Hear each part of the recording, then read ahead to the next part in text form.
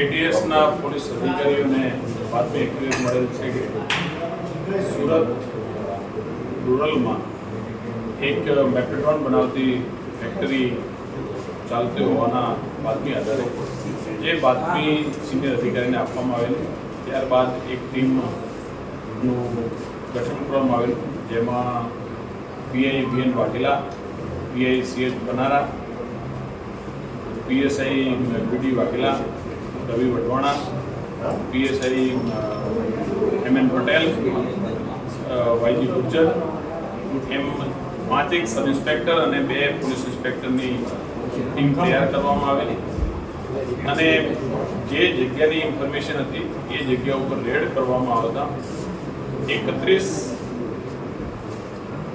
Litre જેટલું liquid MD અને 4 kilo જેટલું હાર્ડ ફોર્મમાં એમડી સીઝ કરવામાં આવ્યું છે અને જેની કિંમત 51 કરોડ રૂપિયા જેટલી થાય છે, જેમાં કુલ 2 આરોપીને એરેસ્ટ કરવામાં આવ્યા છે અને એક વધુ આરોપીને ડિટેન કરેલા છે.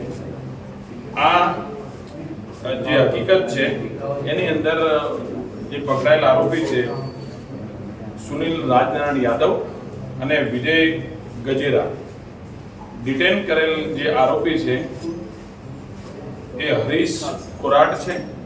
એમ કુલ 3 આરોપી પોલીસ કસ્ટડીમાં છે. આ છેલ્લા એકાદ મહિનાથી ફેક્ટરી ત્યાં ચાલતી હતી.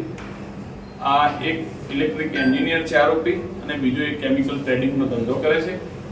સાથે મળી અને આ મેન્યુફેક્ચરિંગ પ્લાન ચલાવતા. જે હકીકત આધારે એટીએસ તરફથી રેડ કરવામાં આવી છે અને કાયદેસરની કાર્યવાહી કરવામાં આવી છે. આજે એઓને કોર્ટમાં રજૂ કરવામાં આવશે. સર, કયા આરોપીનો શું રોલ અને શું જવાબદારીઓ સોંપેલી હતી, નામ પરિવાર જણાવી દેશો. ટોટલ 3 આરોપી અત્યાર સુધી પકડાયેલ છે, જેમાં સુનિલ રાજનારાયણ યાદવ છે. એનું કામ છે જે રો મટીરિયલ લાવવાનું, જ્યારે વિજય ગજેરા છે એનું કામ છે મેન્યુફેક્ચરિંગ કરવાનું, જે ઇલેક્ટ્રિક એન્જિનિયર છે. જ્યારે હરીશ કોરાટ જે છે એ હરીશ કોરાટ અલગ અલગ જે કામ સોંપતા હતા બંને તરફથી, એ કામ પોતે કરતા હતા. એમ 3 જણા મળી અને આ પ્લાન ચલાવતા હતા અને આ આરોપી 3 પકડાઈ ગયેલ છે. કુલ 51 કરોડ રૂપિયાનું ગુજરાત એટીએસ તરફથી 51 કરોડ. એ લોકો અત્યાર સુધી સાહેબ બહાર કોઈ સપ્લાય કર્યું, એકાદ મહિનામાં કેટલું સપ્લાય કર્યું? 4 કિલો જેટલો એક સલીમ સૈયદ નામના મુંબઈના એક આરોપી છે, એને હાર્ડફોર્મમાં મોકલ્યો છે. એના માટે પણ ટીમ રવાના કરવામાં આવેલ છે અને ઝડપથી એ સફળતા મળશે. સર, કેટલા સમયથી આ ચાલતી હતી? આ જગ્યા કોની છે, કોના નામે આ ફેક્ટરી ઊભી કરાઈ હતી, કયા લાયસન્સ આધારે એને મેળવ્યું અને શું બનાવતા હતા, એ કઈ દશામાં આવ્યું? કોઈ લાયસન્સ એની પાસે છે નહીં. એક જૂનો શેડ હતો, એ એને 20,000 રૂપિયામાં દર મહિનાના ભાડે રાખવામાં આવેલ હતો અને એ ભાડે કોણે આપેલ છે એની માલિકી છે, એની એટીએસ તરફથી તપાસ કરવામાં આવેલી છે. છેલ્લા 1-1.5 મહિનાથી એણે ભાડે રાખેલું. સર, આ સૌથી પહેલો વિચાર કોને આવ્યો આ બનાવવાનો? માસ્ટર માઇન્ડ આમાં કોણ છે?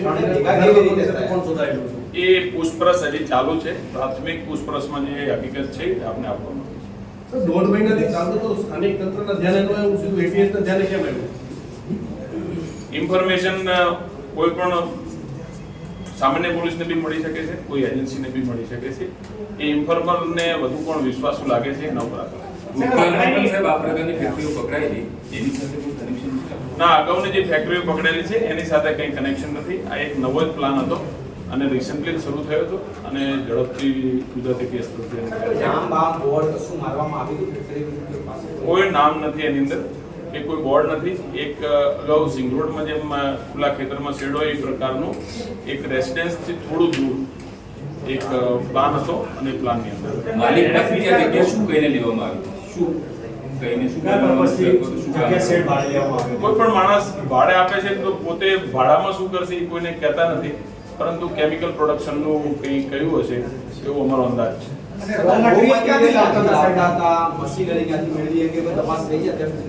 અત્યાર સુધી જેટલી તપાસ થઈ છે, પંચનામાની કાર્યવાહી ચાલુ છે. એ પૂર્ણ થયા પછી વધુ આરોપીના રિમાન્ડ મેળવવામાં આવશે અને એની તપાસ. કુલ પ્રોડક્શન સર 1.5 મહિનામાં કેટલું કર્યું છે, કેટલું વેચ્યું? એ એક્ઝેક્ટ એનું જે રો મટીરિયલ કેટલું આવ્યું છે એની જાણકારી મળ્યા પછી એનું મેન્યુફેક્ચરિંગ કેટલું થયું છે એ ખબર તો રો મટીરિયલ સાહેબ અત્યાર સુધી કેટલું એવું કંઈક આંકડાકીય માહિતી એ હજી ચોક્કસ માહિતી નથી આવી પણ એ રિમાન્ડ દરમિયાન પૂછપરછમાં હજી પ્રાથમિક પૂછપરછ ચાલી છે અને જે પોલીસની કાર્યવાહી કાયદેસરની છે રો મટીરિયલ લાવતા હતા ક્યાંથી? એ જ્યારે તપાસમાં નીકળશે ત્યારે આપણે સાહેબ, આ લોકો ગુજરાત બહારના ક્યાંના છે આ ત્રણ? 3 ગુજરાતના છે અને એક વાપીમાં રહે છે, એક સુરતમાં રહે છે અને ત્રીજો આરોપી જુનાગઢ છે. ભૂતકાળમાં કોઈ પકડાયેલા કોઈ પણ કેસમાં ક્રિમિનલ હિસ્ટ્રી અત્યારે ચકાસવામાં આવી રહી છે જે કે એફઆઈઆર છે આપણે જણાવો. સાહેબ, આ ફેક્ટરી જે રહેણાંક વિસ્તારમાં છે કે આ- રહેણાંક વિસ્તારથી નજીક છે, થોડી રહેણાંક વિસ્તારથી નજીક છે, ગામ છે અને ગામડાની બાજુમાં છે. Hindi sir sir Hindi